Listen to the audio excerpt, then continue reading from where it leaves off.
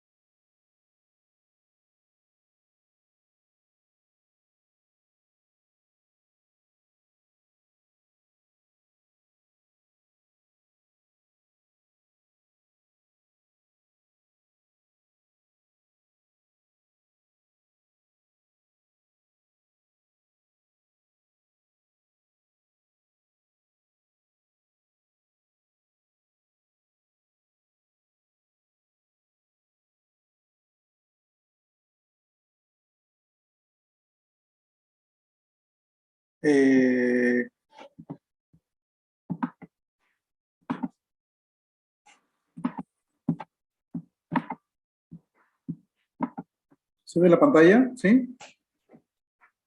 Sí, doctor. Doctor, Ok. disculpe, una consulta. Dígame. La recuperación de la teoría, ¿qué día sería? El miércoles puede ser, de 12 hasta que terminemos.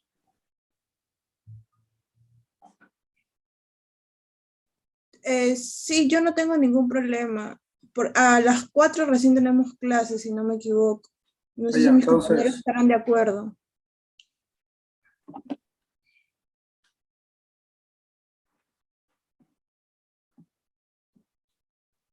¿El silencio otorga aceptación o es una negación?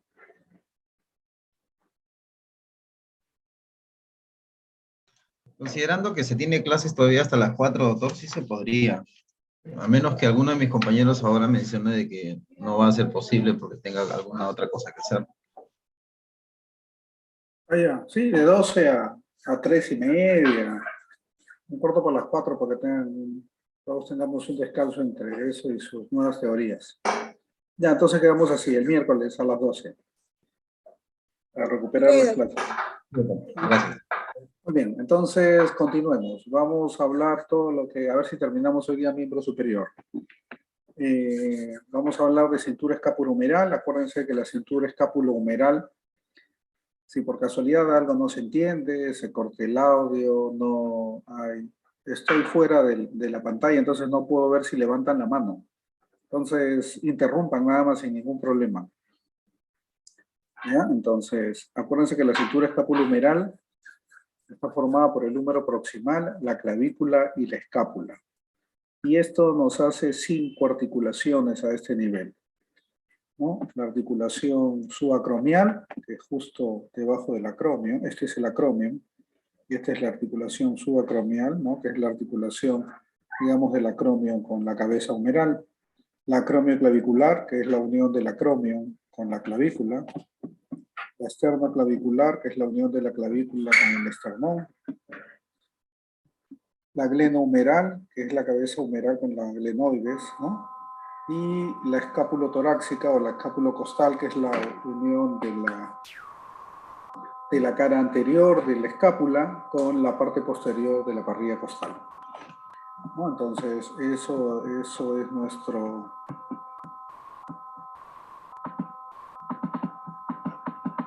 Entonces, ¿qué es lo que vamos a ver? Vamos a ver fracturas, luxaciones. Acuérdense, comenzamos con la clavícula. La fractura de la clavícula es común, es frecuente en la infancia y la adolescencia. Es más o menos el 20% de las fracturas. Generalmente el trauma es caída sobre el hombro, un 80%, ¿no?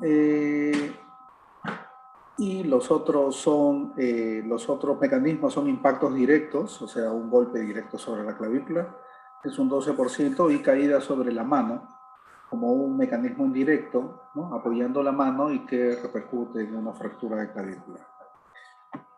Raras veces requiere tratamiento quirúrgico la fractura de clavícula. Es una fractura o es un hueso que evoluciona bien con tratamientos incruentos, ¿no? Digamos, yeso, vendajes, movilización con cabestrillo, estas cosas.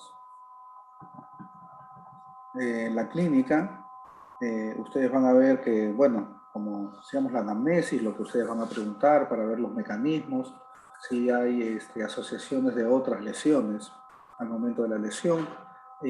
Cuando vemos al paciente vemos la actitud, generalmente la actitud antálgica. Acuérdense que la actitud antálgica de los miembros superiores siempre es con el miembro colgado, o sea, extendido o flexionado, siempre apoyado sobre el abdomen, ¿no? Y sujetado a veces por el otro miembro. Y debemos evaluar siempre la función neurovascular, o sea, alteraciones de sensibilidad, los pulsos, la integridad cutánea para ver si es que hay fractura expuesta o no, presencia de lesiones agregadas como neumotoras, por ejemplo, porque es una zona cercana y según el traumatismo uno puede pensar que ha tenido traumatismo pulmonar, y las lesiones óseas asociadas. Bueno, entonces, esta es la radiología. Generalmente le tomamos una radiografía AP, donde ustedes pueden ver la imagen, bueno, del hombro, pero la imagen de la clavícula, en donde ubicamos la fractura en tercio medio, ¿no? Desplazada generalmente, ¿no? Porque este fragmento, digamos, proximal en relación con el distal siempre se desplaza hacia cefálico, ¿no? Hacia la cabeza. Entonces, estas son incidencias especiales, incidencias, como habíamos visto, la P, esta que tiene una inclinación de 45 grados, la axilar, ¿no? Para ver diversos fragmentos o diversos desplazamientos, pero con una APE tenemos una información bastante buena. La clavícula se clasifica según el lugar de la fractura, ¿no? Entonces, esta es la clasificación de Allman, donde tenemos con mayor frecuencia el tercio medio, que es más o menos el 80%. Sigue las fracturas de tercio distal, que son un 15%, ¿no? Y el restante están relacionadas con las fracturas proximales, ¿no? Cuando nos referimos a fracturas proximales, nos referimos a fracturas cerca de la articulación esternoclavicular, que son generalmente sitios más raros de presentación.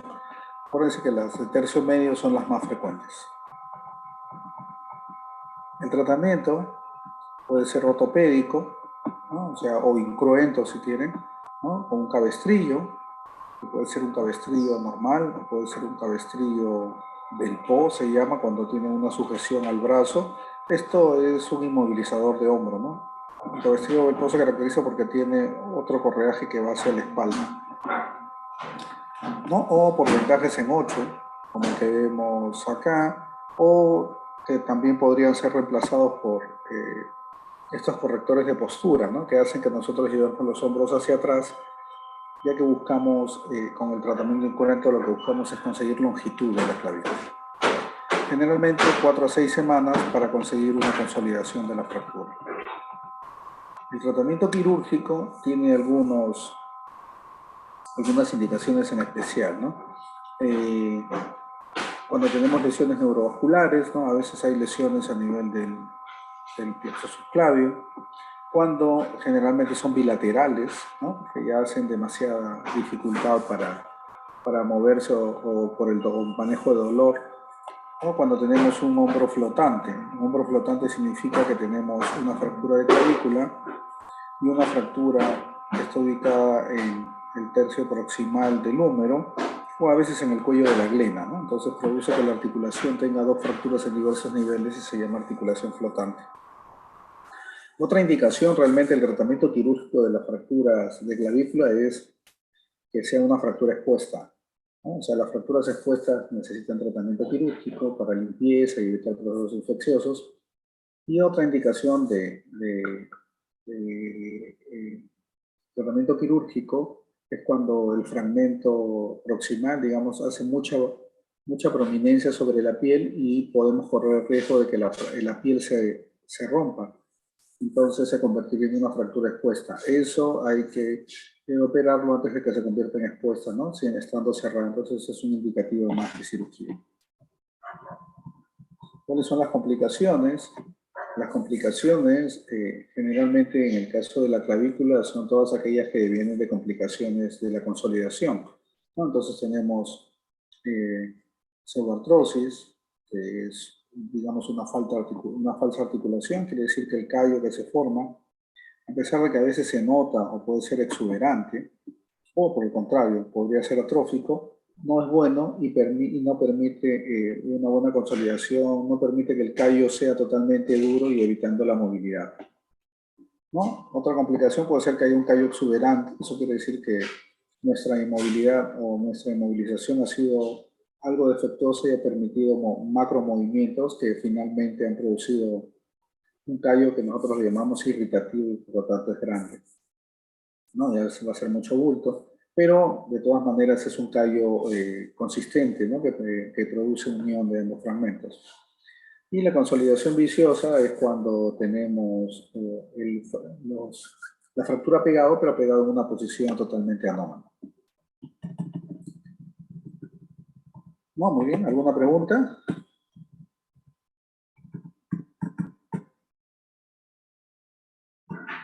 ¿No? Entonces, seguimos con la siguiente estructura ósea, la escápula. Generalmente las fracturas de escápula no son de presentación frecuente. Ustedes pueden ver una fractura del cuerpo de la escápula, ¿okay? ¿No? Entonces, generalmente es el 1% de las fracturas, generalmente por impactos directos el 80% y caída sobre el hombro un 3 a 5%. ¿No? Está asociado por lo general a graves politraumatismos. Se acompaña también de fracturas costales y de fracturas de columna. Entonces, igual, acuérdense que cuando evalúan un paciente tienen que hacer la anamnesis para ver la forma del traumatismo, la forma del accidente, el mecanismo, las lesiones asociadas, la posición antálgica del paciente para pensar que puede tratarse de alguna lesión del miembro superior y evaluar generalmente dolor en la región escapular, hematomas e impotencia funcional, ¿no? Cuando se fractura el cuello quirúrgico del húmero, o sea, junto con la escápula, el cuello quirúrgico del húmero, a veces se produce un signo que se llama la pseudocharretera, ¿no? Acuérdense que la charretera, ahora lo vamos a ver, es un signo de la luxación glenohumeral anterior. Y lo que pasa es que al haber una fractura del omóplato y haber una fractura del cuello humeral, generalmente hay desplazamiento y da la impresión de que hubiera un espacio, como cuando pasa con la luxación de hombro. Pero a la hora de hacer los exámenes diagnósticos, eso lo despejamos. Entonces, acuérdense, una toma en AP o una transtorácica, ¿no? O una lateral. Entonces, eso nos ayuda a ver los diferentes tipos de fractura y los diferentes tipos de desplazamiento que puede tener la escápula. La clasificación también se da en base a la ubicación anatómica de la fractura. Generalmente lo más frecuente es el cuerpo, ¿no? Acuérdense, el cuerpo del omóplato. Acuérdense que el cuerpo del omóplato es sumamente delgado, ¿no? Entonces es el 50% de la presentación de las fracturas.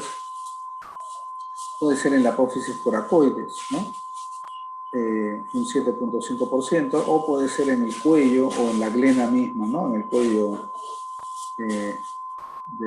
de la glena, o en la glena misma, en la superficie articular, y que son entre el cuello el 25% y la glena el 10%. Entonces acuérdense que generalmente ustedes van a ubicar, a veces las clasificaciones anatómicas nos ayudan más para diferenciar el sitio donde estamos encontrando la fractura, ¿no? El tratamiento puede ser ortopédico, si no existe gran desplazamiento, ¿no? Si no hay compromiso de la zona articular, ¿no? Puede ser con un cabestrillo o con un vendaje del po, ¿no? O con un yeso del po, que ese vendaje lo pueden convertir, lo pueden cubrir con yeso y puede hacerlo más rígido, para que no se desarme. Unas 4 semanas y comenzamos con el tratamiento rehabilitador. El tratamiento quirúrgico, igual, si hay lesiones neurovasculares, si la lesión es intraarticular, de todas maneras hay que solucionarla, porque acuérdense que una premisa en traumatología es que las fracturas articulares deben tener reducción anatómica.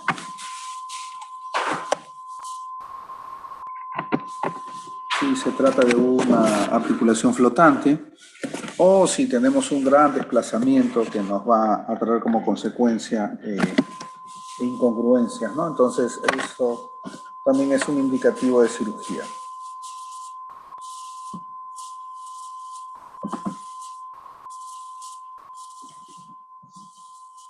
Igual el tratamiento con placa y tornillos, por lo general, ¿no?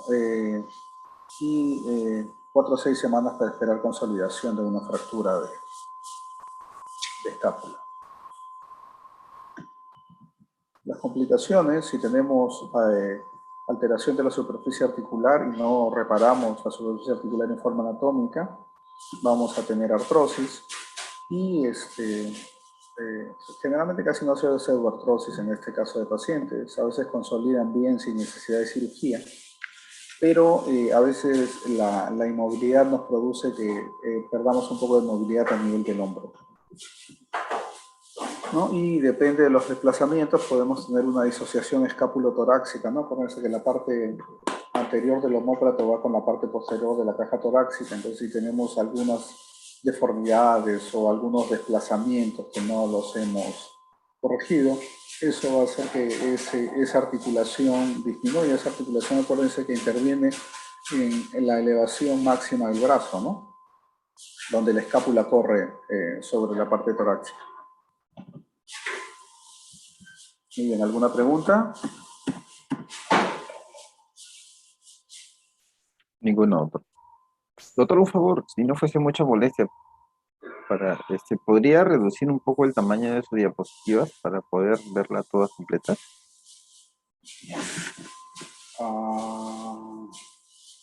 Como el que dice menos, doctor. Ahí, doctor. Ahí está. Ajá, claro, para que se vea toda la Okay. diapositiva. Gracias, doctor. Entonces, seguimos con la siguiente estructura ósea que forma parte de la cintura escápulo-torácica. Tenemos la fractura de húmero proximal. Generalmente son de presentación frecuente, son el 5% de las fracturas. Por lo general se da mayormente en ancianos, ¿no? Un 70% son pacientes mayores de 60 años. Y cuando es en niños, por lo generalmente se relacionan a traumas, ¿no? De regular magnitud y que producen epifisiolisis. Epifisiolisis es el deslizamiento de la epífisis del húmero a través del cartílago de crecimiento, ¿no? Entonces se separa el fragmento. Acuérdense que pueden ser mecanismos indirectos, o sea, los indirectos son más frecuentes que los directos. Generalmente es caída, apoyo de la mano, apoyo del codo, ¿no? Entonces, y que hacen que se produzca una fractura a nivel del húmero proximal. Por lo general son impactadas o sin desplazamiento más del 80% de estas fracturas. En la clínica hacemos lo mismo. Ustedes pueden ver un paciente que con una fractura de húmero proximal, en el cual hay aumento de volumen, hay sangrado, ¿no? Romperse la estructura ósea sangra, y encontramos a un paciente más o menos con esta imagen. Por supuesto, ya cuando han pasado un par de días, ¿no? De inicio a veces no se nota tanto la equimosis, ¿no? En el momento agudo. Igual, ver la edad para tener una idea de, como les decía, que son generalmente en adultos mayores. Un paciente con una caída, podemos tener la sospecha en un adulto mayor que puede tener una fractura de húmero proximal, ¿no? Los mecanismos, las lesiones asociadas, la actitud del paciente, y evaluar generalmente el dolor del hombro, la deformidad y la impotencia funcional. En la radiología tenemos una radiografía en AP y podemos encontrar la transtorácica o la axilar para ver si hay desplazamiento anterior o posterior, con algunas inclinaciones. Un poco difícil hacer rotación interna, rotación externa a veces porque eso ocasiona mucho dolor. En el caso de las fracturas de húmero proximal, utilizamos la clasificación de Neer, o de Nier, ¿no? Como ustedes gusten pronunciarlo. Son 6 tipos se dividen en 6 tipos, y según el tipo de fractura, ¿no? Entonces, tenemos la de tipo 1, que es una fractura sin desplazamiento, la de tipo 2, que es a nivel del cuello anatómico, la otra, la de tipo 3, que es a nivel del cuello quirúrgico, la 4 cuando compromete el troquíter, la 5 cuando compromete el troquín, y el tipo 6, que es una fractura luxación, ¿no? O sea, presentan fractura y además hay una incongruencia entre la cavidad glenoidea y la cabeza humeral, ¿no? Está luxado el húmero. Acuérdense que siempre van a encontrar estos fragmentos, ¿no? Siempre la parte de la cabeza, el troquín y el troquíter. Acuérdense que el troquíter tiene el supraespinoso y parte del infraespinoso. En el troquín tienen el subescapular. Y en el húmero, en la diáfisis como tal, está el pectoral. Entonces, todo eso hace que pueda desplazarse los fragmentos y desplazarse la fractura. No, las fracturas desplazadas tienen se caracterizan o caracterizamos a las fracturas desplazadas cuando tienen mayor de 45 grados de angulación o más de 1 centímetro de distancia entre sus fragmentos, ¿no? El tratamiento es ortopédico, si es que no hay desplazamiento, si la fractura está impactada, entonces puede ser con un cabestrillo, ¿no? Con un inmovilizador de hombro, como vemos acá, generalmente 3 semanas, en realidad debe ser entre 3 a 5 semanas, ¿no? La inmovilidad. Y conforme el dolor va disminuyendo, como se trata de pacientes adultos mayores, lo más frecuente, por supuesto, ya hay que ir, una vez que pase el dolor, con el cabestrillo colocado o puesto, hay que empezar a hacer movimientos de rotación y a veces de movimientos pendulares, ¿no? Para que el hombro no se ponga rígido. Entonces, el tratamiento quirúrgico, acuérdense que para las fracturas que están desplazadas, con más de 45 grados de angulación o más de 1 centímetro de desplazamiento entre sus fragmentos, ¿no? Entonces, acuérdense que podemos usar placas con tornillos, podemos usar solo tornillos, en este caso porque es una fractura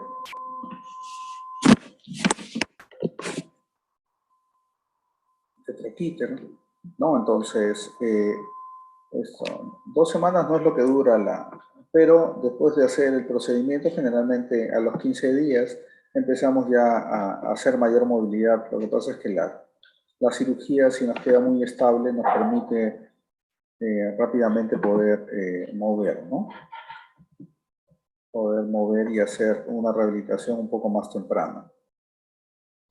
La clasificación, las complicaciones, puede ser si tenemos lesiones articulares, ya saben, y no las hemos reparado, artrosis. Puede haber pérdida de movilidad, ¿no?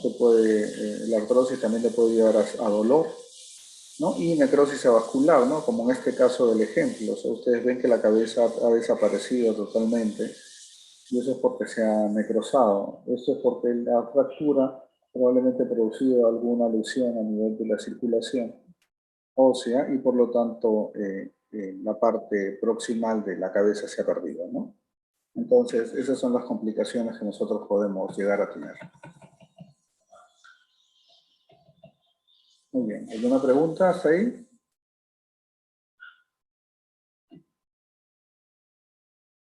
Ok, seguimos. Doctor, Sí. disculpe, con respecto a la clasificación de NIR, lo que quería preguntar es acerca de algunos cuadros lo clasifican como que son 3 segmentos separados, 2 segmentos separados. ¿Se refiere a que se separan junto al troquine y el cuello, por ejemplo? Ah, claro, los 4 fragmentos se refieren a la cabeza, el troquíter y la diáfisis. Ya. Esos son los 4, o sea, los 4 fragmentos que generalmente encontramos, ¿no? Si nosotros encontramos una fractura de 4 fragmentos desplazada, corremos el riesgo de tener necrosis avascular. A veces ese tipo de fractura se hace tratamiento quirúrgico, pero ya no osteosíntesis, sino por lo general se está pensando en hacer un reemplazo protésico, ¿no? Se puede utilizar una prótesis de reemplazo de fracturas, que era la que se utilizaba antes, donde se reemplazaba solamente la cabeza, y ahora se utiliza un tipo de prótesis diferente que se llama prótesis reversa, ¿no? Donde, digamos, la cabeza sale de la glena, ¿no? Y en el húmero ponemos la cavidad. Entonces, por eso le dicen reversa, ¿no? Porque se supone que estamos invirtiendo la posición de las superficies articulares.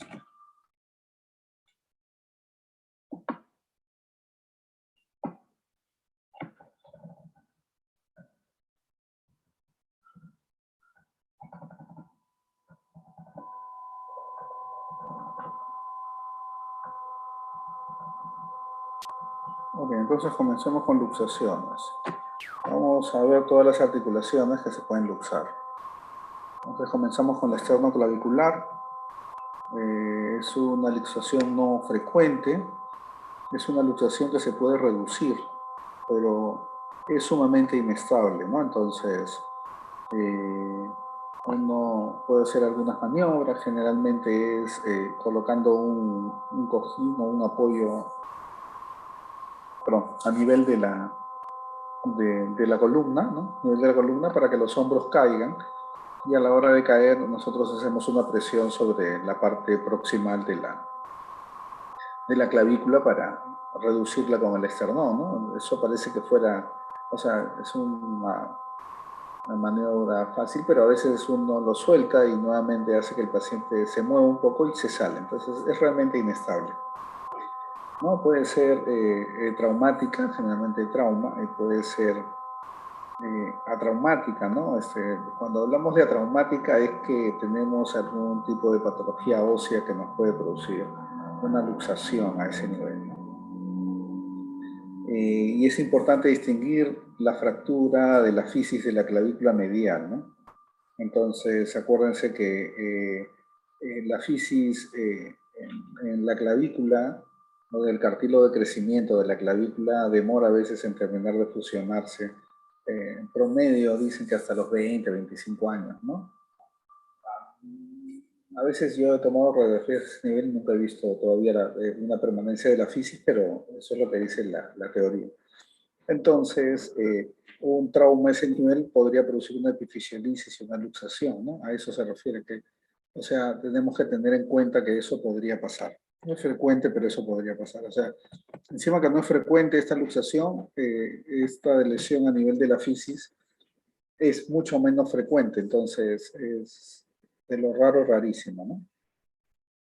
Acuérdense lo mismo, preguntar por el accidente, la actitud del paciente, ver el dolor, la protrusión o la depresión, porque puede ser que se haya luxado hacia la parte posterior, ¿no? Entonces, eso inclusive a veces es mucho más de riesgo porque no sabemos que puede estar comprimiendo, ¿no? Y a veces en este tipo de luxaciones a veces hay disnea porque está en comprimiento del ápice pulmonar.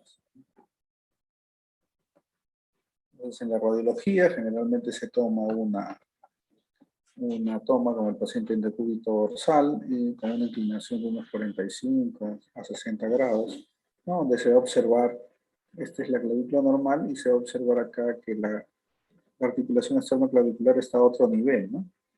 Y eso nos da un indicio de que podría estar usado, además de lo que vemos, ¿no? En forma clínica.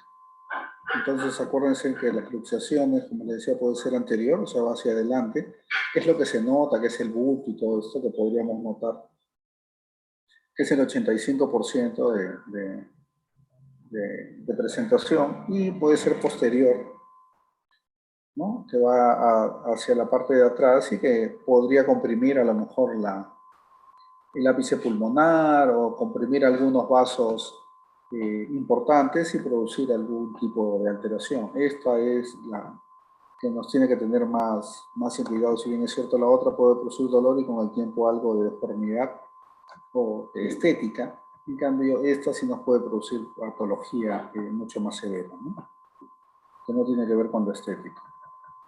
El tratamiento es ortopédico, generalmente se puede hacer una reducción, esperando que se mantenga, y inmovilizarlo con un cabestrillo o un vendaje velcro para que no se mueva el brazo y por lo tanto no haya estimulación para que se vuelva a luxar.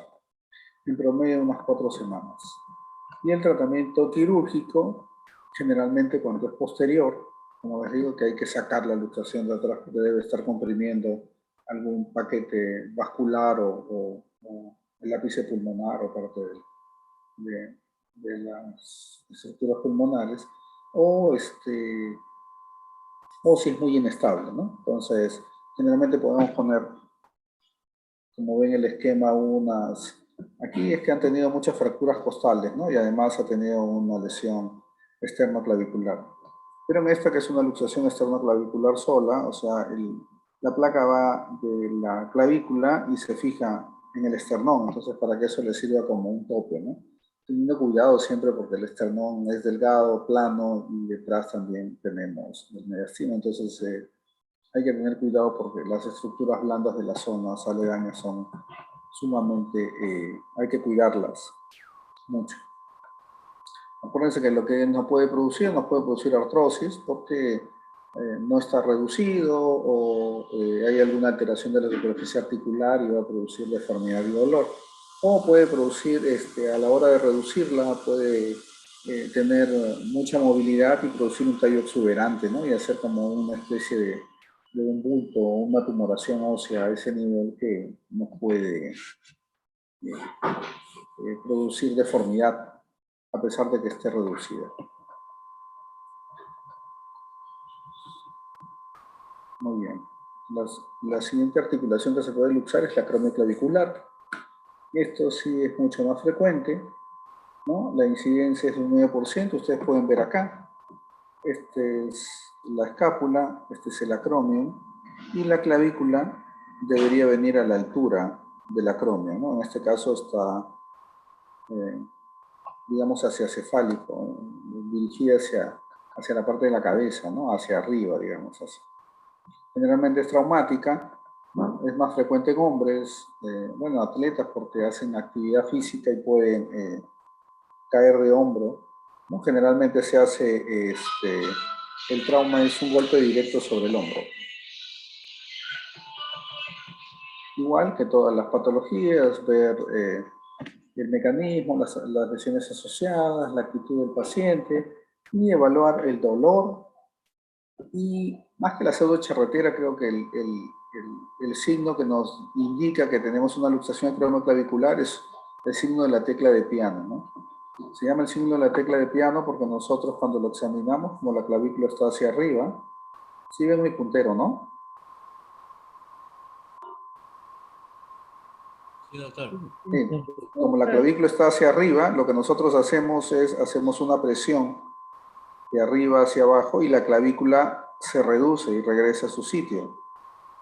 Pero nosotros dejamos de hacer la presión y la clavícula se vuelve a levantar otra vez, ¿no? Una tecla de piano. Entonces, eso es un signo que está relacionado con la luxación acromioclavicular. No es patognomónico de la luxación acromioclavicular.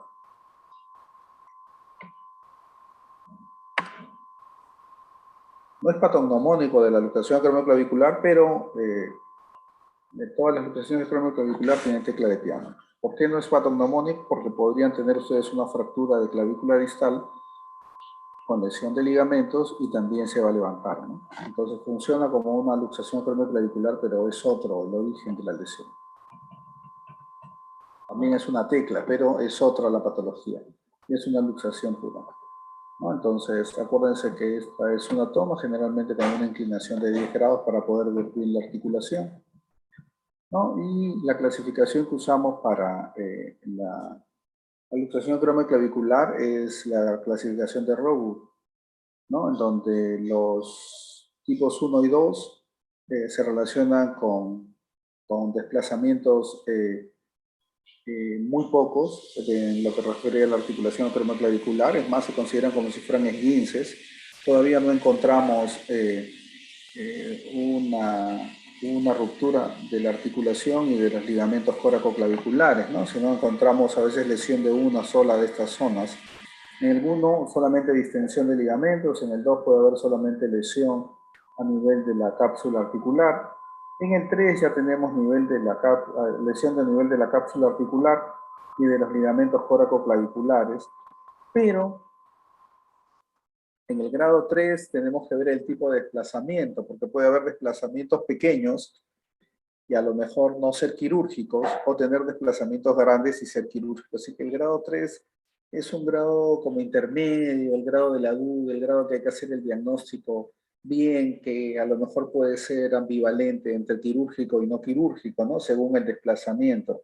A veces el examen que se hace es hacer que el paciente cargue peso en ese mismo brazo, digamos unos 4 o 5 kilos, y tomarle una radiografía de control. Y si eso hace que se desplace la clavícula hacia arriba un poco más de la radiografía original, entonces es un paciente que amerita el tratamiento quirúrgico.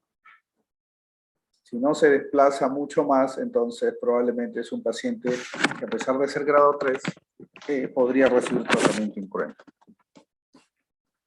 ¿no? Entonces, el grado 4, 5 y 6, esos sí son quirúrgicos de todas maneras. Acordarnos que el grado 6 es como que una luxación inferior y que puede traer,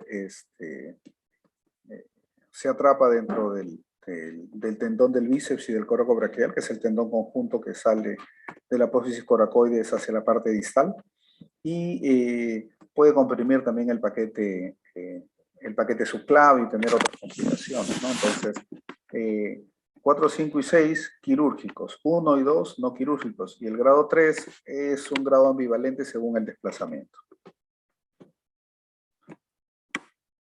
El tratamiento puede ser ortopédico, si no hay mucho desplazamiento, estamos en grado 1 o 2, o en 3 sin desplazamiento marcado.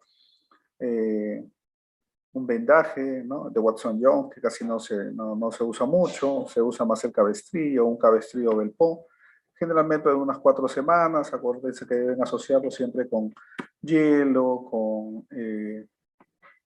con sus analgésicos, sus antiinflamatorios, hasta que desaparezca el dolor, y después mandarlo a hacer terapia física para mejorar movimiento, ¿no? Y el tratamiento quirúrgico, generalmente, como les decía, 4, 5 y 6 con seguridad, y el 3 depende del tipo de desplazamiento que tengamos, ¿no? Podemos utilizar la colocación de un tornillo que va desde la clavícula hasta el coracoides, que se llama la técnica de Bosworth, que ahora generalmente se ha modificado un poco, porque a veces es demasiada la presión sobre este tornillo y a veces volaba. Entonces se colocan unos clavitos que van del acromion a la clavícula, ¿no?, para darle como un soporte extra. O estas placas nuevas que se llaman unas placas gancho, en donde el gancho entra debajo del coracoides, ¿no?, y hace tope para que no se levante, ¿no?, la clavícula hasta que cicatrice. Aunque con el tiempo estas placas dicen que duele mucho donde está el gancho. Igual, como cualquier articulación que tiene alguna lesión, va a tener artrosis, por lo tanto puede ser dolorosa, ¿no? Puede haber una falla de lo que nosotros hagamos como tratamiento, ¿no? Y entonces hay que reevaluar lo que tenemos que hacer. Y la otra complicación es que haya una fractura de coracoides, que puede ser en el mismo acto quirúrgico o por la ruptura de las estructuras blandas, ¿no? Acuérdense que los ligamentos conoide y trapezoide salen de la coracoides y van hacia la clavícula, y esos son los que estabilizan o forman parte de la estabilización de la articulación acromio clavicular junto con la cápsula articular, ¿no?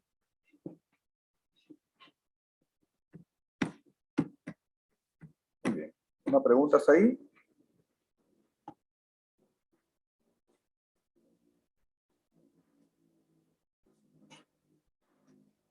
Okay, sí me están escuchando, ¿no? Sí, doctor, sí se le escucha. Ok, Sí, entonces hablamos de luxación plenohumeral. Es una luxación frecuente, ¿no? Tiene una tasa anual del 1.7% en la población general. Es traumática por lo general, pero también puede ser atraumática, ¿no? Las atraumáticas a veces se relacionan a luxaciones recidivantes, o sea, pacientes que han tenido luxaciones y que se luxan en forma constante, pacientes a veces muy elásticos que pueden luxar la articulación sin necesidad de traumatismo, ¿no? Pero no es frecuente, lo más frecuente es que sea traumática. Tiene una alta tasa de recurrencia, ¿no? Que se correlaciona con la edad de la presentación de la primera luxación, ¿no? Entonces, inclusive la recidiva o la recurrencia de una luxación nueva es casi del 80-90% mientras más joven es, ¿no? Si se hace adolescente, probablemente con frecuencia, o sea, casi con exactitud vamos a decir que van a tener otros episodios. Si no es uno más, van a tener muchos más, ¿no? Así es, que probablemente ya estemos pensando en hacerles tratamiento quirúrgico. Entonces igual hay que hacer la anamnesis para ver el mecanismo, si cayó con el brazo en elevación, en extensión, si el brazo estuvo hacia atrás, ¿no? Para pensar si se trata de hacia dónde puede haber ido la cabeza, ¿no? La actitud del paciente, y hay que evaluar, ¿no? Como ven ustedes, esta es una luxación en donde la congruencia articular entre la cabeza femoral y la cavidad glenoidea se ha perdido. Entonces esto produce dolor. Acuérdense que las luxaciones son una de las emergencias en traumatología por el dolor y porque en algunos casos las luxaciones producen alteración vascular y por lo tanto pueden producir necrosis vascular de cabeza femoral, ¿no? Entonces hay que evaluar el dolor, la limitación y el signo, ¿no? Generalmente se llama de la charretera. Parece que la charretera es como son los adornos que tienen los militares en su uniforme de gala y que a veces sobrepasan la longitud del hombro, ¿no? Esto es lo que pasa, ¿no? El acromio se supone que ya no tiene el reborde a este nivel que da el húmero, y por lo tanto si ustedes palpan, siguen el acromio y palpan, van a sentir un hueco. Entonces eso es lo que semeja una charretera y por eso se llama. A veces también se le dice el signo del hachazo, ¿no? Porque no tienen cabeza. Y hay que acordarnos que la luxación como tal produce dos lesiones, ¿no? En las estructuras óseas. Produce la lesión de Hill-Sachs, que es una lesión a nivel de la cabeza. A la hora que sale la cabeza, esta parte de la cabeza golpea contra la glena y se hace una muesca o se hace una fractura. Esa es la lesión de Hill-Sachs. Y la lesión de Bankart es una lesión que se hace a nivel de la glena. A la hora que sale la cabeza, golpea con la parte antero o póstero inferior de la glena y puede producir una fracturita o una pérdida ósea. Entonces, depende del tamaño de la pérdida ósea que tenemos que pensar en algún procedimiento, porque si es muy grande, no vamos a tener superficie congruente para que soporte la articulación.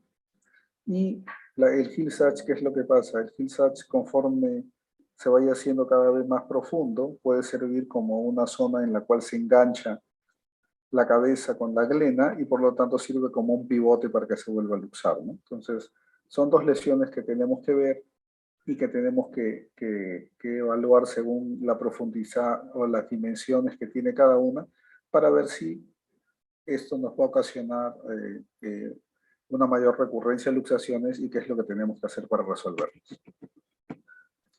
Esta es la imagen, ¿no? El signo del hachazo, el signo de la charretera. Ven el acromio que está prominente como la charretera de los militares, o el signo del hachazo porque se supone que uno sigue, acá está el acromio. Acá, por ejemplo, si siguen ustedes, está el acromio y sigue esta redondez, digamos, o este relieve que produce la cabeza humeral. En el caso de la luxación ya no encuentran nada y encuentran como algo que va de frente, por eso le dicen el hachazo. Y la charretera es la prominencia del acrónimo, ¿no? Siempre estos pacientes tienen, como está luxado, esta es una luxación anterior, ¿no? La que es la más frecuente, ahora la vamos a ver. Es la más frecuente, generalmente esta es la posición, ¿no? El paciente con dolor, el signo de la charretera o del hachazo, y siempre el codo alejado del tronco, porque como la cabeza está a este nivel y está trabada, ustedes no pueden acercar el codo al tronco porque produce dolor y no hay forma de hacerlo hasta que no reduzcan ustedes la cabeza humeral.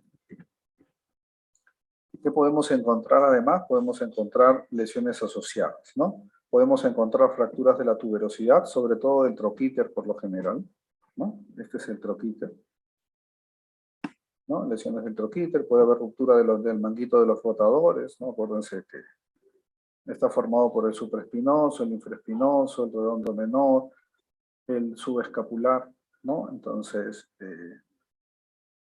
tendón del bíceps. Entonces, estos son los músculos que nos van a ayudar a la movilidad. Podemos tener lesiones del nervio axilar, porque a veces la cabeza a la hora de ir en forma inferior puede traumatizar lo que sería el plexo braquial, ¿no? Lesionar el nervio axilar. Las lesiones de Hill-Sachs, que ya les dije que son en el húmero, y las lesiones de Bankart, que son en la glena.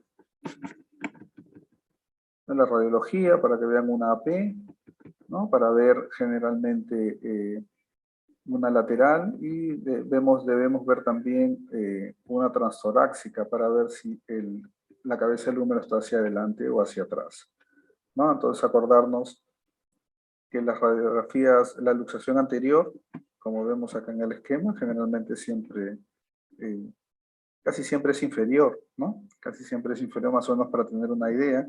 Acá está asociado con una fractura de troquíter. Mientras que la posterior, si uno la ve, y no la ve con atención, uno podría pensar que está bastante normal este hombro. Y eso es lo que pasa con las luxaciones posteriores. Si uno no piensa o no ve el mecanismo de lesión, en las luxaciones posteriores se pasan. Y las luxaciones posteriores dan gran limitación de rotación externa, porque la cabeza está tirada hacia atrás y se engancha en la glena, entonces no puede regresar y hacer rotación externa, está para atrás la cabeza, ¿no? Entonces acuérdense cómo es la radiografía. Hay otros tipos que son más infrecuentes todavía, que es la luxación erecta, que es una luxación inferior y se traba debajo de la glena, ¿no? O sea, el paciente llega con el brazo sobre la cabeza y no lo puede bajar para nada, ¿no? Entonces, a eso se llama una luxación erecta, por eso es que ustedes ven que el húmero está dirigido hacia arriba. Y la luxación inferior es la que se da y que está por debajo de la articulación, por debajo de la glena. Ahí está trabada, eso también es otro conveniente. Digamos que en este caso este paciente tiene el brazo más largo que el otro, ¿no? Porque está ganando distancia, porque está trabado contra el cuello de la glena.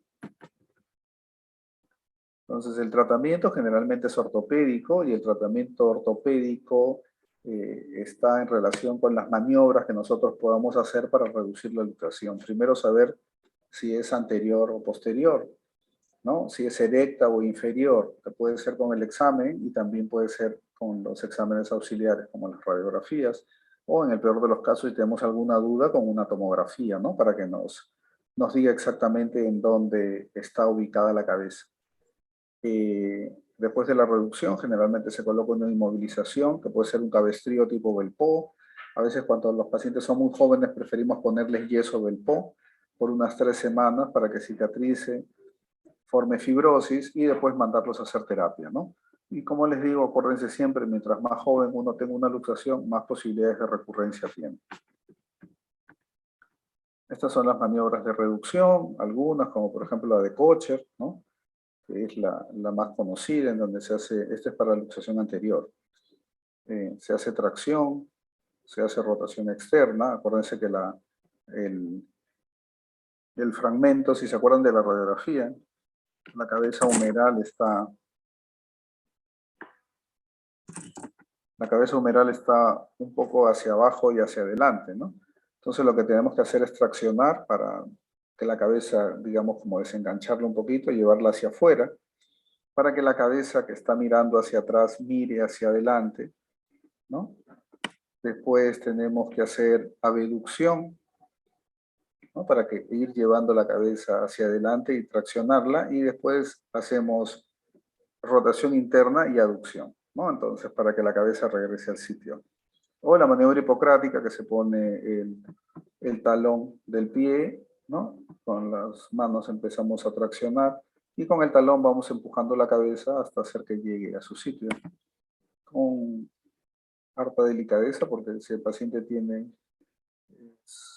es muy anciano, a veces hay demasiada osteoporosis y estas maniobras, no solamente esta, sino la Coger, que tiene rotaciones, le puede producir una fractura espiroidea, ¿no? Por rotación a estos pacientes.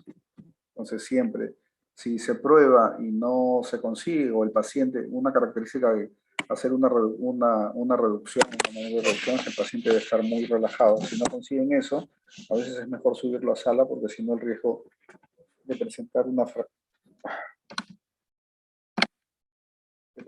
fractura asociada va a ser grande, ¿no? Entonces tenemos la maniobra Stimson, que se pone el paciente en decúbito prono y se pone un peso, y se espera unos 10, 15 minutos y el peso va relajando la musculatura y produce reducción, o basta con hacer un pequeño movimiento, ¿no? Para que regrese la cabeza humeral, ¿no? O esta maniobra en las cuales necesitamos varios colaboradores, los cuales uno hace tracción, ¿no? Con las manos, hace contratracción con una banda, y además otro produce un desplazamiento en forma cefálico de la cabeza para regresarla a su sitio. Casi todas para luxación anterior, ¿no?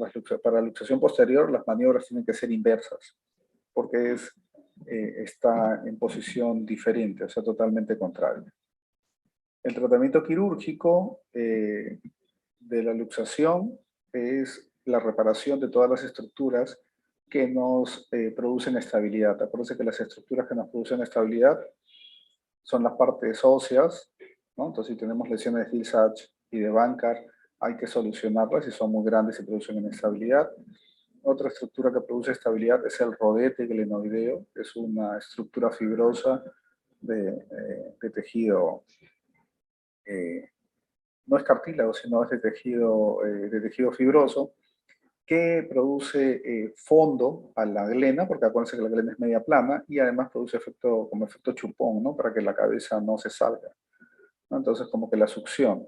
Cuando se luxa y a veces se rompe el rodete, lo que hay que hacer es repararlo. Entonces, acaba en el esquema que se está haciendo eso, ¿no? Con una sutura, se está haciendo que el rodete regrese a su sitio, se ponen unas anclas que son como unos tirabuzones de los cuales salen unos hilos, y al fijarlo en el hueso, de esos hilos nos sirven para suturar, ¿no?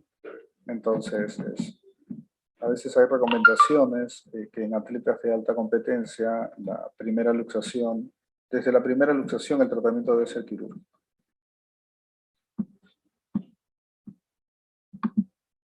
Y una complicación puede ser la artrosis, hay lesiones de superficie articular, dolor, a veces limitación funcional, o las complicaciones que pueden traer todas las lesiones que podemos presentar, ¿no? Asociadas, ¿no? De manguito rotador, de fracturas y todo esto. Muy bien, ¿alguna pregunta?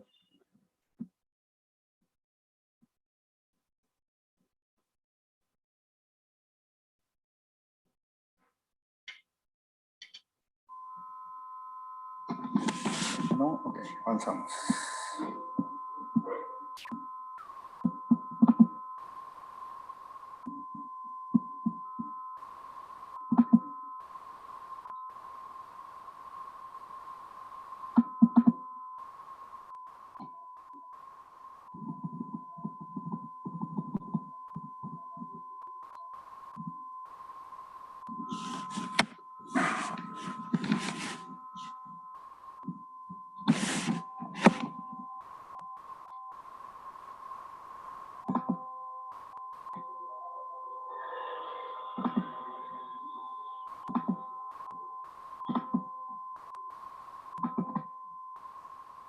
Muy bien, ¿se ve la imagen? ¿Se ve la...?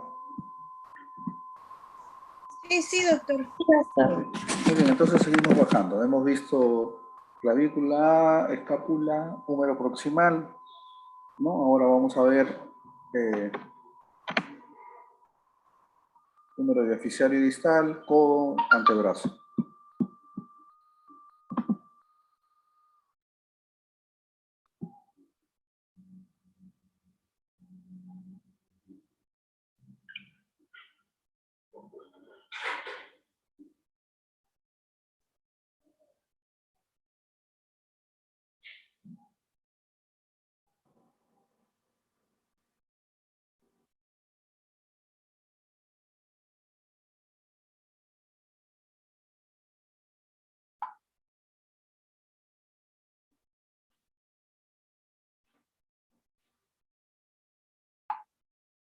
¿No? Entonces, acuérdense que estas son las estructuras que vamos a trabajar, el húmero, el codo, el antebrazo, bueno, las estructuras tendinosas que podemos encontrar, ¿no?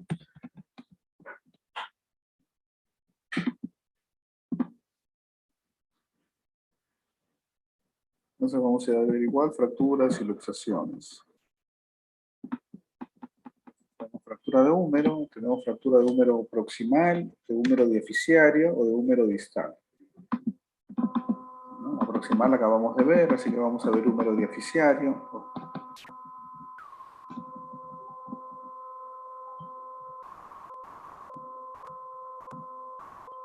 Es común, ¿no? Es frecuente, es el 3-5% de las fracturas, generalmente en pacientes jóvenes relacionados con trauma de alta energía y en pacientes ancianos, osteopénicos, osteoporóticos relacionados con traumas de baja energía. ¿No? Pueden recibir tratamiento quirúrgico o tratamiento ortopédico. Depende del tipo de fractura, depende del manejo, depende de las características del paciente. Igual vemos mecanismos, vemos asociaciones de lesiones, la actitud del paciente y evaluar la integridad neurovascular, ¿no? En este caso no solamente la parte vascular, sino también la parte neurológica, ¿no? En relación generalmente a las fracturas diaficiarias de húmero como el nervio radial. Son las radiografías que tomamos, la AP, que es esta imagen de acá, y la lateral, que es esta imagen que vemos, ¿no? Entonces tenemos una clasificación de las fracturas de húmero diaficiario, generalmente anatómicas, según el tipo de fractura. Acuérdense que el húmero se divide en 3 tercios, ¿no? Tercio superior, tercio medio y tercio inferior, ¿no? Entonces, casi todas representan el tercio medio ahorita, pero tenemos fracturas transversales, oblicuas largas, oblicuas cortas, con tercer fragmento en ala de mariposa, con minutas, ¿no? O lesiones tumorales, ¿no? Que pueden producir fracturas por fractura patológica.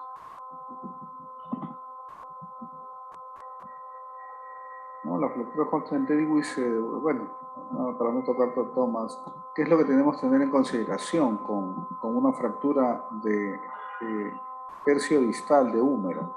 Lo que tenemos que tener en consideración con una fractura de tercio distal de húmero es que tenemos el nervio radial que viene por la parte de atrás, después le da una vuelta en el canal de torsión, y más o menos a este nivel del tercio distal encontramos el nervio en esta posición, ¿no?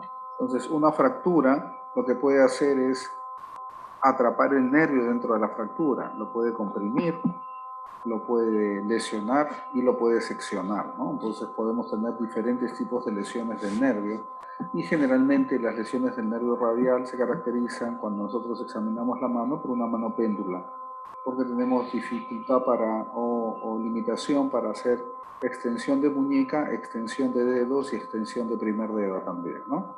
Entonces, eso es lo que tenemos que evaluar cuando tengamos un paciente con una fractura de diaficiaria de húmero o de tercio distal. Hay que evaluar siempre el radial, porque una lesión de radial es un indicativo de tratamiento quirúrgico. Porque hay que entrar a ver para ver si el radial está atrapado, liberarlo. Y si el radial está seccionado, tratar de repararlos o curarlos, hacerle un injerto para ver cuánto va a mejorar la función. Porque si no, hay que hacer tratamientos posteriores como transferencias tendinosas para mejorar la movilidad de ese miembro, ¿no? Entonces acuérdense que el tratamiento de estos pacientes puede ser ortopédico, con una ortesis como la que ven acá, que es de material termoplástico, ¿no? Que mantiene a una compresión y el húmero más o menos alineado. Eso depende del tipo de fractura y del desplazamiento. Otro tipo de tratamiento es el yeso colgante. El yeso colgante se caracteriza porque tiene unas asas, ¿no? Y estas asas las tiene en el antebrazo o cerca de la muñeca y en el codo.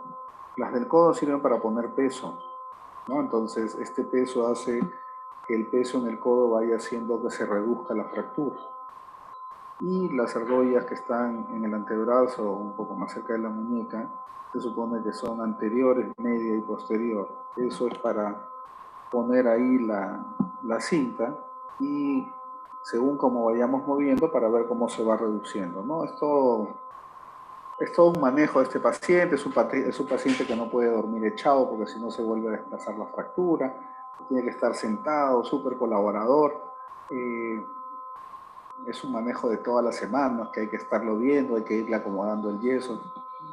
Todo un arte de hacer una reducción de húmero con un yeso colgante. El tratamiento de 6 a 8 semanas para conseguir consolidación.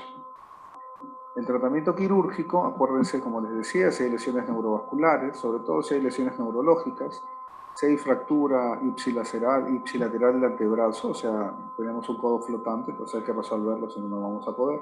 Cuando es una fractura expuesta, ¿no? Y generalmente entre 4 a 8 semanas para que consolide una fractura de húmero. Cirugía pueden usar placa con tornillos, clavos bloqueados, ¿no? Entonces, una serie de aditamentos metálicos que podemos utilizar para reparar una fractura. Las complicaciones podría ser pseudoartrosis, quiere decir que no ha habido buena consolidación, ¿no? En este caso, cuando es quirúrgico, puede ser porque nuestra estabilidad no ha sido buena o hemos lesionado parte vascular y por lo tanto no hay buen aporte a esa fractura y por lo tanto no pega tampoco, ¿no? Complicaciones del eje humeral cuando hemos hecho un tratamiento no adecuado y nos puede quedar en alguna rotación o en alguna angulación. Y parálisis del nervio radial, ¿no? Nosotros tenemos que examinar a este paciente antes de un tratamiento quirúrgico para ver si el radial estaba funcionando bien, ¿no? Si funciona bien y después de la operación tenemos problemas de radial, quiere decir que en el acto operatorio hemos producido algún tipo de lesión, ¿no? Desde una neuropraxia que se va a recuperar hasta una sección medular o una compresión, nerviosa o una sección del nervio, ¿no? Entonces eso es importante evaluarlo para que no tengamos ninguna sorpresa después de la cirugía.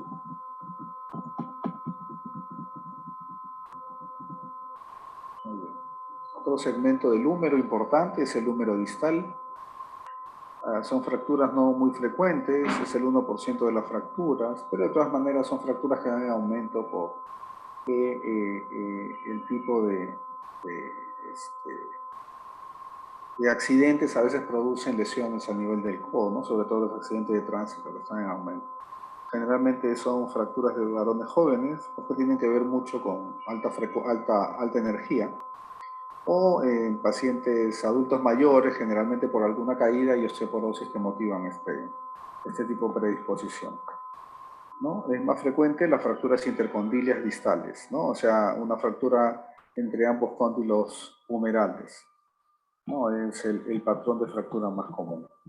Igual tenemos que preguntar el tipo de mecanismo, la actitud del paciente, cómo llega en cuanto al dolor, hay que evaluar el dolor en el codo, si hay hematoma, la impotencia funcional, la deformidad, ¿no? del mismo, ¿no? Entonces, las lesiones asociadas, porque también puede estar asociada con una luxación de codo, ¿no? Entonces, hay con codo flotante, que es cuando tenemos fractura en húmero y en cúbito o en radio, ¿no? Entonces un cúbito, pero sobre todo en cúbito, se nos da un codo flotante porque la articulación está alterada. la triada terrible, que se refiere no solamente a lesión ligamentaria, sino también lesión de cúpula radial y fractura supracondylar distal. Entonces, son lesiones que nos van a tener mala evolución definitivamente, ¿no? Entonces, los exámenes que tenemos que tomarles, radiografías por lo general, si tenemos alguna complicación o alguna dificultad para ver fracturas articulares, preferir tomar una tomografía, ¿no? En este caso, la clasificación que se usa son las clasificaciones, como es una fractura articular, es si el trazo es extraarticular, ¿no? Si el trazo es parcialmente articular o si el trazo es una afectación completa de la articulación, ¿no? Entonces acuérdense que al ser una fractura articular, por ser la parte distal del húmero, tenemos que nuestra premisa debe ser una reducción anatómica para evitar limitaciones funcionales, artrosis, ¿no? O secuelas posteriores.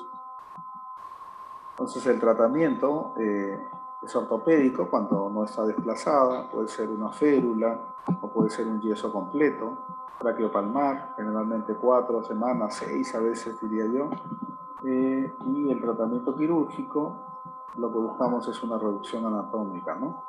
Entonces se utilizan placas, tornillos, se hace osteotomía de olecrano, todo lo que necesitemos o todo lo que planifiquemos realizar con estos pacientes, en promedio igual 4 a 6 semanas para que consolide la fractura. Y las complicaciones, generalmente rigidez, y eso nos va a traer pérdida de movilidad, por a veces los abordajes, la fibrosis que se hace, a veces la inmovilidad que le hacemos nosotros, porque si son pacientes ancianos que hemos operado a veces tienen mucha osteoporosis y como que pensamos que lo que le hemos puesto no se puede mover un poco, entonces esperamos ir con yeso, quizás con una férula de yeso, aumentar el grado de estabilidad, pero a veces eso nos trae como complicación disminuir la movilidad del codo. Y artrosis si tenemos una mala reducción anatómica, ¿no? de estas articulaciones. Muy bien. ¿Cómo vamos hasta ahí? ¿Todo bien? ¿Alguna pregunta? Doctor, ¿podría repetir por favor la triada terrible? La triada terrible se relaciona con luxación de codo, fractura de cúpula radial y lesión del ligamento colateral lateral, ¿no? Así es.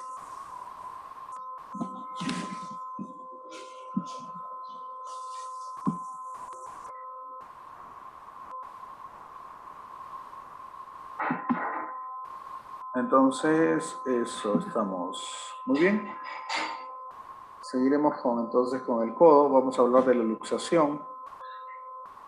Son de presentación común, generalmente siguen frecuencia al hombro. El 10 a 25% de las lesiones en el codo son luxaciones de codo. Afecta generalmente a una población joven, entre 10 a 20 años de edad, por lo general, ¿no? Y el posterolateral es el tipo más común de luxación, casi el 80%. Acuérdense que quien dice la dirección o la ubicación de una luxación es la parte distal del segmento que se ha luxado, ¿no? En este caso, si hablamos del codo, el que dice hacia dónde está la luxación es el antebrazo, ¿no? Igual, si fuera la rodilla, el que dice hacia dónde está la luxación es la tibia. Bueno, entonces, así es la ubicación. Siempre la parte distal nos dice hacia dónde se ha ido. Igual en el hombro, ¿no? O sea, el húmero, que es la parte distal, es la que se va adelante, atrás, abajo o arriba. Entonces, la parte distal de la articulación es la que nos indica la dirección hacia donde está hecha la luxación. Igual los mismos parámetros, ¿no? La edad, el mecanismo, la actitud del paciente, el dolor de codo, la deformidad, la impotencia funcional. Un término es el triángulo de Nelaton, que está formado por las prominencias óseas del codo, ¿no? Cuando nosotros tenemos el codo en flexión, tenemos 3 prominencias que están dadas por el epicóndilo, que está hacia la parte externa, la epitróclea, que es la bolita que está hacia la parte interna, y la punta del olecrano. Entonces, si tocamos esos 3 puntos, nos van a formar como un triángulo equilátero, y cuando tenemos una luxación, el triángulo de Nelaton se pierde, y cuando reducimos la luxación, volvemos a encontrar otra vez esas referencias anatómicas, ¿no? Igual lo de los estudios radiográficos, ¿no? Salvo que tuviéramos alguna sospecha, entonces podríamos pedir una tomografía, ¿no? Para tener una imagen diferente de la lesión. Acuérdense que podemos tener una clasificación, pueden ser simples, solamente cuando hay una sola dirección de desplazamiento, ¿no? En este caso posterior, ¿no? Acuérdense. Doctor, disculpe, hay algunos alumnos en sala de espera porque Zoom los ha botado. ¿Lo sé qué? Hay algunos alumnos en espera porque a él Zoom los ha botado. Pero mi pantalla no me dice, todos los que me dicen admitir ya los admití.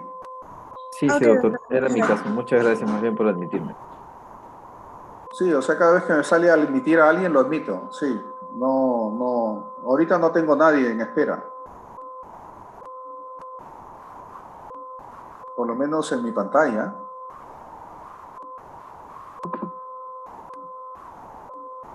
No me sale nadie que está en espera de admisión. Era yo, doctor. Gracias más bien por permitirme el ingreso. Ya, no hay problema. Sí, doctor, okay. Gracias.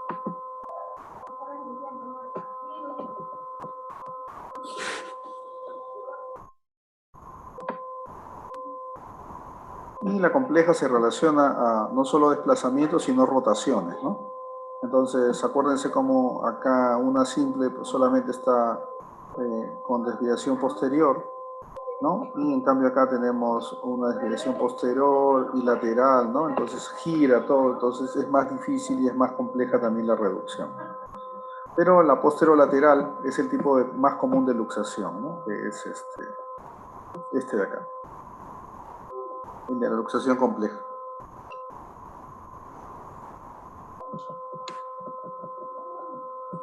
Muy bien, entonces podemos tener todos estos tipos de luxaciones.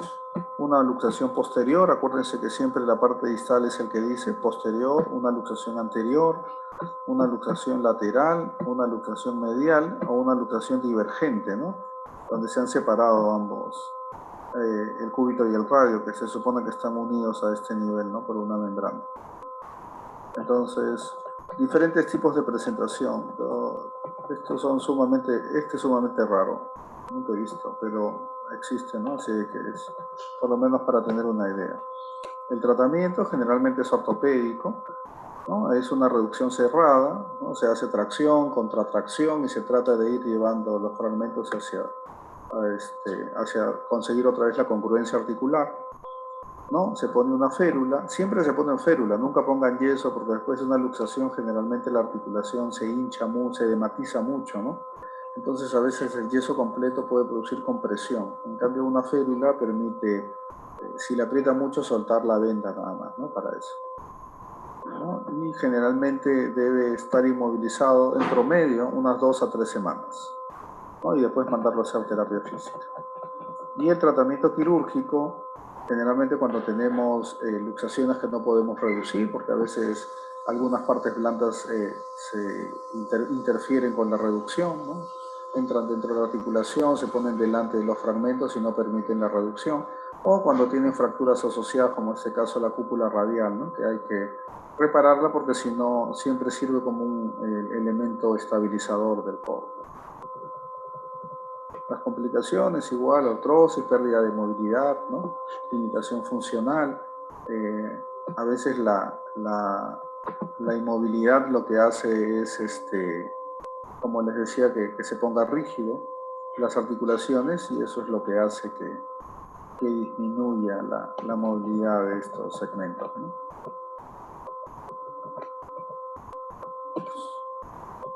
Muy bien, entonces, y vamos a ver ahora las fracturas de radiocúbito diaficiarias. Acuérdense que son frecuentes.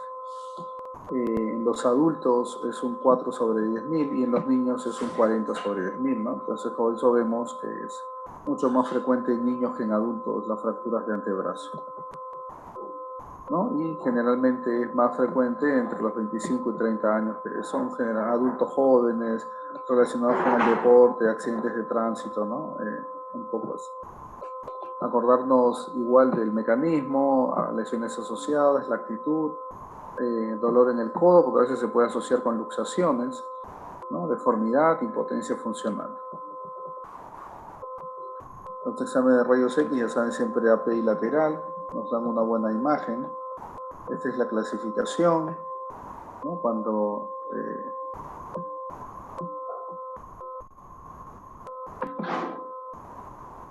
bueno, las fracturas diaficiarias, esto no es la clasificación. La clasificación de fracturas diaficiarias no tiene que ver con la articulación o no, porque no compromete la parte articular. A lo mejor en la longitud sí, pero no directamente como una alteración de la superficie. Entonces se relacionan a lesiones igual de tercio medio, de tercio proximal, de tercio distal o de tercio medio, lesiones con uno o dos fragmentos, lesiones con fragmentos en alas de mariposa, o lesiones con minutas, o lesiones segmentarias, ¿no? Que son dos trazos en un mismo hueso. Y que eso empieza a dar algún tipo de complejidad a la hora del tratamiento, ¿no? Entonces puede ser un tratamiento ortopédico cuando la fractura no está desplazada, igual una férula braquiopalmar o un yeso braquiopalmar completo. Acuérdense que ¿por qué tiene que ser braquiopalmar? Porque primero que la premisa es que debemos inmovilizar una articulación por encima y otra por debajo, y otra porque debemos evitar pronosupinación en el antebrazo para evitar desplazamientos. Y el tratamiento quirúrgico, por lo general, es una reducción anatómica. Lo que se busca en el antebrazo es recuperar longitud y recuperar el espacio que hay entre el radio y el cúbito. Si nosotros no recuperamos este espacio que hay entre el radio y el cúbito, vamos a tener limitación de pronosupinación porque los huesos no van a rotar uno sobre el otro, ¿no? Si están muy pegados, vamos a tener limitación de pronosupinación, no va a tener el espacio necesario para rotar entre ellos, ¿no? Y las complicaciones pueden ser pseudoartrosis, que es como alteración de consolidación que puede darse en cualquiera de las fracturas, alteraciones del eje radiocubital, ¿no? Entonces, si alteramos, por ejemplo, como en este caso, el cúbito está con deformidad, ¿no? Con deformidad en varo, y eso hace que el espacio interóseo esté ocupado, esté limitado, esté disminuido. Este paciente va a tener dificultad de pronosupinación, ¿no? Entonces, no solamente deformidad del antebrazo, sino alteraciones de pronosupinación. Entonces, acordarnos que necesitamos conseguir tamaño o distancia y necesitamos conseguir espacio para el antebrazo. Existen unas fracturas en especial que tienen nombre propio y que se presentan en el antebrazo, ¿no? Entonces tenemos la fractura de Galeazzi y la de Montella.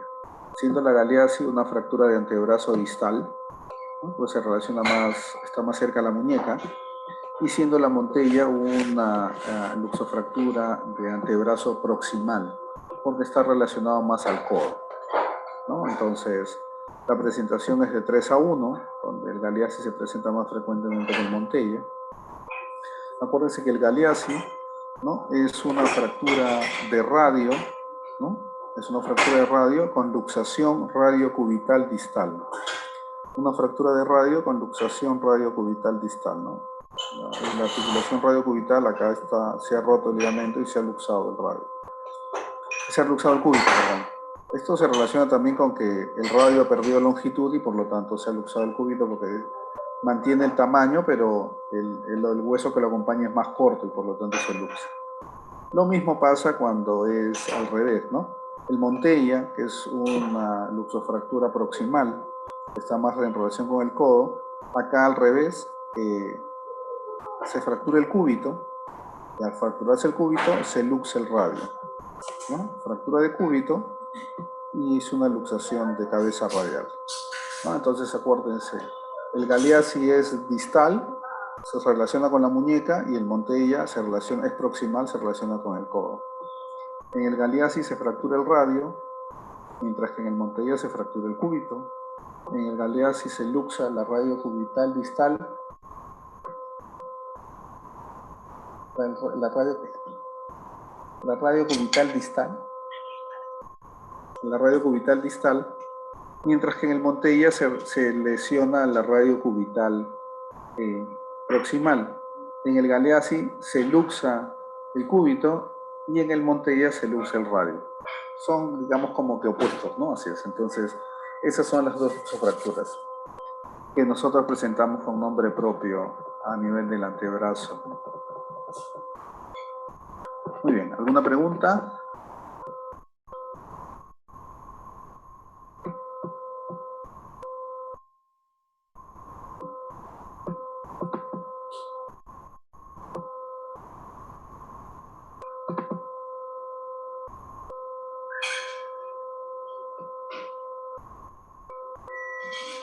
¿No? ¿Ninguna?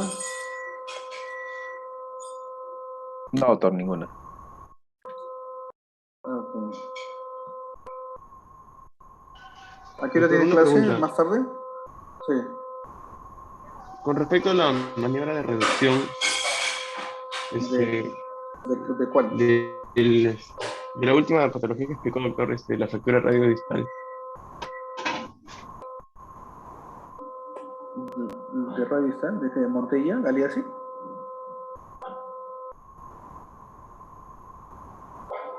Sí, doctor.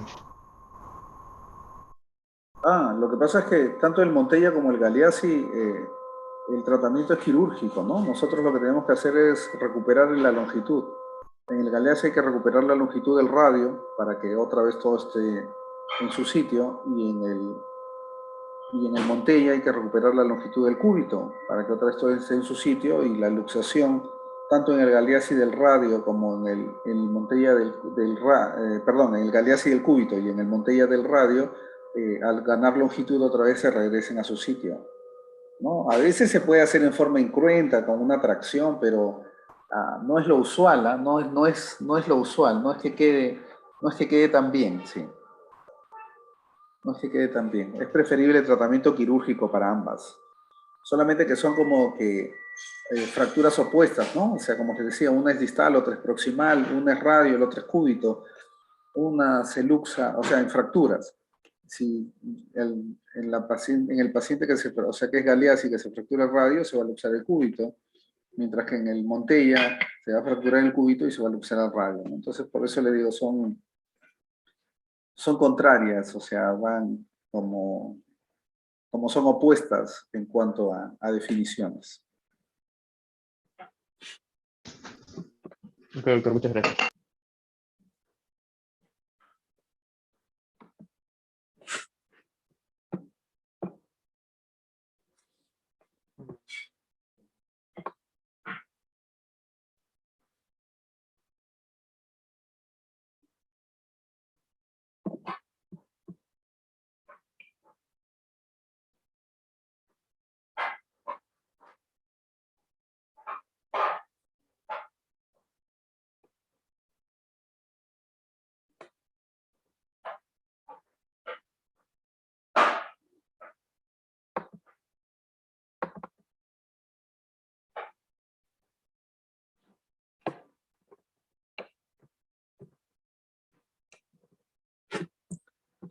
Ya, si nos da tiempo, ¿no? Para terminar muñeca.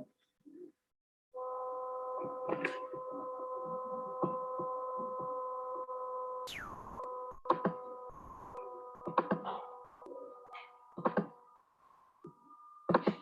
¿Todavía alcanzamos la última clase?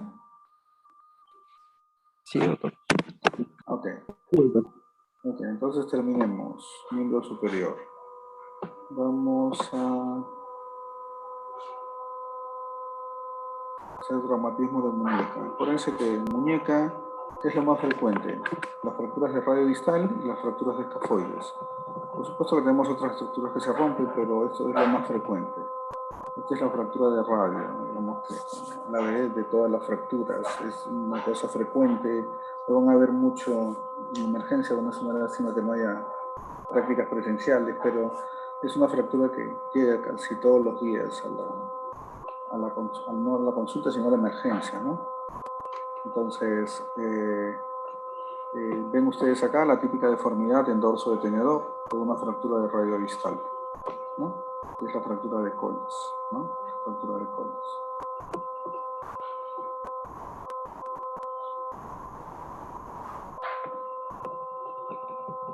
Entonces, bueno, tenemos que acordarnos, tenemos el radio, el cúbito, esta es la carilla articular del radio, en donde va el escafoides y el semilunar, ¿no? Entonces, acordarnos que tenemos el radio del cúbito y tenemos la primera y la segunda fila de los huesitos del carpo. Y entre los huesos del carpo existen una serie de ligamentos que nos producen estabilidad, ¿no? Entonces, ¿qué es lo que tenemos que acordarnos, sobre todo para cuando trabajamos fracturas de radio distal? Tenemos que acordarnos de algunas referencias anatómicas que tenemos, ¿no? O sea, debemos comenzar diciendo que el radio o la estiloides radial, ¿no?, es más alta que el estiloides cubital. En promedio, eso casi, así como acá, unos 11 a 12 milímetros, ¿no? Entonces, cuando vemos en el frontal, en una radiografía en frontal, siempre el radio es más alto que el cúbito. 1 centímetro en promedio, 1 centímetro. Cuando vemos una radiografía en lateral, tenemos siempre una inclinación del radio que va, digamos, de dorsal a palmar, de adelante hacia atrás, de más o menos de unos 11 a 12 grados, ¿no?, en promedio. Y tenemos una inclinación radial, ¿no?, de unos 22 grados, más o menos. Esto está invertido acá los valores. La inclinación palmar es esta, en promedio 11-12 grados, pero digamos que 10 podría ser una, así como acá decimos 11-12 milímetros, pero 1 centímetro, acá podrían ser 10 grados, y generalmente acá hay unos 22 grados de inclinación entre el radio y el cúbito. Los dos datos más importantes es que el radio es más alto, siempre 1 centímetro en promedio, y en el perfil la inclinación del radio siempre es de adelante hacia atrás, de dorsal a palmar. Eso para cuando tengamos una fractura, vemos que esto está alterado, y si nosotros hacemos el tratamiento de reducción de esta fractura, estos son los parámetros que nos indican que nuestra reducción está buena, ¿no? Entonces, acuérdense que este es el radio y está en contacto con el escafoides, con el semilunar.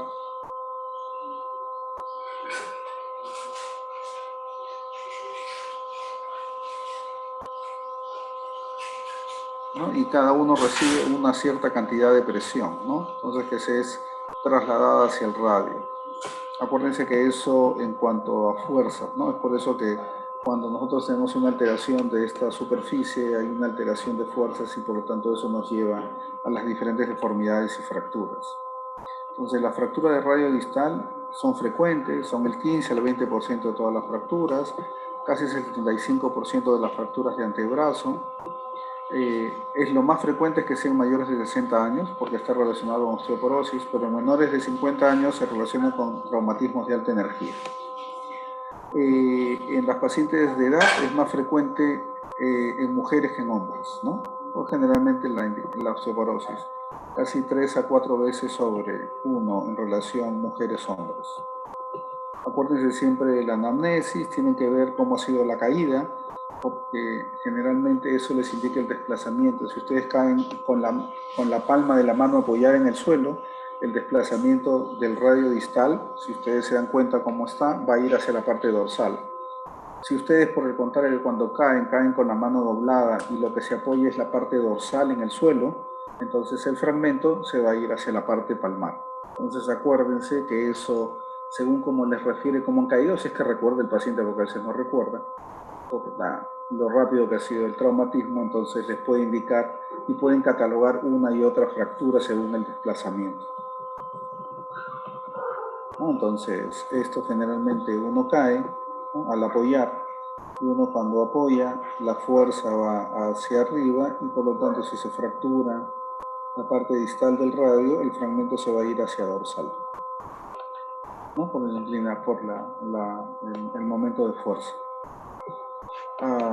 generalmente este tipo de fracturas en el que uno cae apoyando la palma y que el fragmento se va hacia dorsal es la fractura de Coles o de Poteau-Coles, ¿no?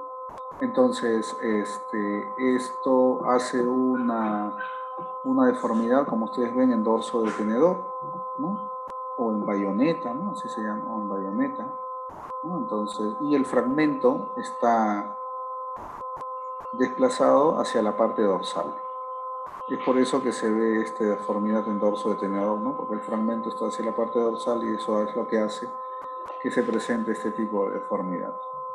A diferencia de que si uno cae con la palma, con el dorso de la mano apoyado, entonces es una deformidad en pala, se dice, porque la deformidad es al revés y el fragmento se va hacia la parte palmar, ¿no? Porque es por la forma, por el momento de fuerza, entonces el fragmento se va hacia la parte palmar. Esto es una fractura de Smith, lo anterior es una fractura de Coles. O esto es una fractura Smith o Coles invertida. La fractura de Coles frecuente, como un 70-75%. La fractura de Smith menos frecuente, un 10 a 15%. Existe otro tipo de fractura que se llama la fractura de Barton, cuando solo hay cortes tangenciales del radio, ¿no? Que pueden ser dorsales o que pueden ser volares o palmares. Entonces, esto generalmente, a veces no hay forma de reducirlo adecuadamente, ¿no? En el caso de dorsal, uno puede inclinar la mano y ver que esto podría bajar. En el caso de volar o palmar, uno debe hacer flexión dorsal de la mano para que el fragmento se pegue. A veces no se consigue y a veces son fracturas de tratamiento quirúrgico por el desplazamiento. Y esta es una fractura, se llama fractura de chofer, que es la fractura de, esto está relacionado con los carros antiguos, ¿no? Antes, cuando se prendía el carro, se usaba una manivela y generalmente cuando se daba como cuerda o vuelta a la manivela, a veces la manivela regresaba y le chocaba en la muñeca a estos usuarios de este tipo de automóviles y golpeaba justo la parte del estiloides radial y producía esta fractura, ¿no? Por eso se llama la fractura del chofer.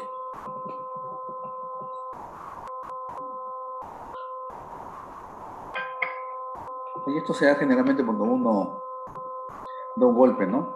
Entonces el golpe se va con la fuerza a través del tercer metacarpiano, hueso grande, semilunar, y produce una fractura articular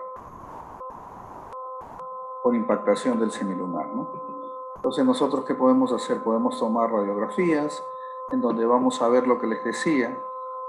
Hay un acortamiento de la distancia entre el radio y el cúbito, acuérdense que esto debe ser como 1 centímetro o 12 milímetros, y hay un desplazamiento de la fractura hacia dorsal, en este caso es una fractura de Coles, y la inclinación de la articulación, como habíamos visto en los esquemas primeros, está invertida, porque la inclinación normal es de adelante hacia atrás, de arriba hacia abajo, más o menos unos 10, 12 grados. En cambio acá está de atrás hacia adelante, de abajo hacia arriba, ¿no? Inclinada al revés está, debería ser inclinada así. Entonces eso es lo que tienen que ver a la hora de las radiografías y según sus maniobras tienen que llevar la reducción a los valores normales o los valores iniciales, ¿no? Entonces las clasificaciones de estas fracturas pueden ser extraarticulares o intraarticulares, desplazadas o no desplazadas, estables o inestables, ¿no? Las inestables nos van a traer como consecuencia que pueden desplazarse durante el tratamiento incruento y probablemente terminar en un tratamiento quirúrgico. Existen otras clasificaciones en donde es según la presencia de los fragmentos a nivel del radio y la presencia de la fractura de estiloides cubital, ¿no? Pero lo que necesitamos a lo mejor saber inicialmente es que las fracturas de radio distal son frecuentes, son más en pacientes de edad, pueden ser con desplazamiento dorsal o desplazamiento volar. Si es dorsal se llama Coles, si es volar o palmar se llama Smith, ¿no? Y que pueden recibir por lo general tratamiento incruento, llevándola a los parámetros que hemos revisado, como tiene que ser el radio más largo que el cúbito y la inclinación de la carilla del radio debe ser de arriba hacia abajo, de adelante hacia atrás, ¿no? Para tener normalidad en esto. Y si no conseguimos esto, probablemente pensar en tratamientos quirúrgicos. Tenemos el tratamiento ortopédico, el tratamiento quirúrgico, ¿no? Y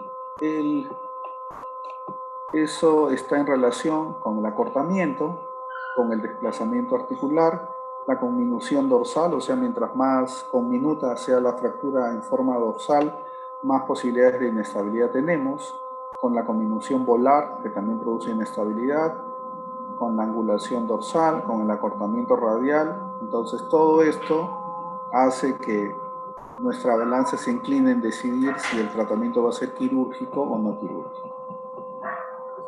El tratamiento ortopédico es el que se caracteriza por hacer las maniobras de tracción, ¿no? Como las que hacen a nivel de la mano, y contratracción, el que hace a nivel del codo, ¿no? Para elongar y conseguir ganar distancia, y si el fragmento está hacia la parte dorsal, inclinar la muñeca hacia la parte palmar, y si el fragmento está hacia la parte palmar, inclinar la muñeca hacia la parte dorsal, ¿no?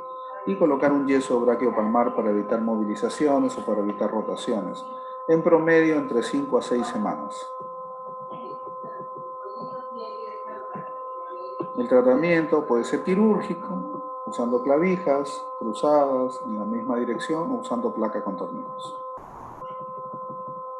Las complicaciones pueden ser artrosis, limitación de la movilidad, disminución de la fuerza, limitación de la movilidad en que se respecta a flexión dorsal y palmar o a pronosupinación, ¿no? SUDET, a veces cuando el paciente evoluciona mal y hace como una atrofia muscular porque no está movilizando.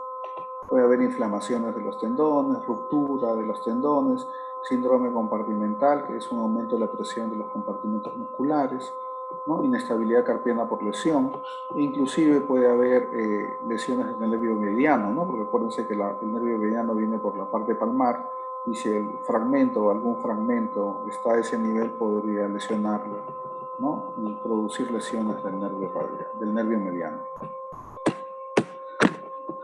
Muy bien. Entonces hemos visto miembro superior. ¿Alguna pregunta?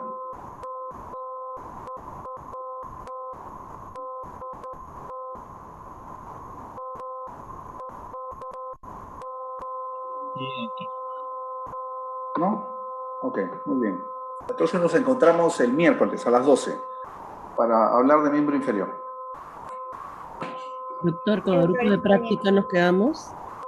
No, doctora, mañana nos ponemos de acuerdo. En algún momento, a lo mejor que yo de la consulta, haremos consulta juntos mientras que hacemos la práctica, doctora. Sí. Ok, doctor. ¿Ya? ¿Sí? Está bien, doctor. Sí. Ok, listo. Nos comunicamos temprano con el grupo de práctica. Sí. Listo, doctores. Hasta luego. Pasen buena tarde. Muy buenas tardes, doctor. Gracias, doctor. Buenas tardes. Hasta luego. Hasta luego.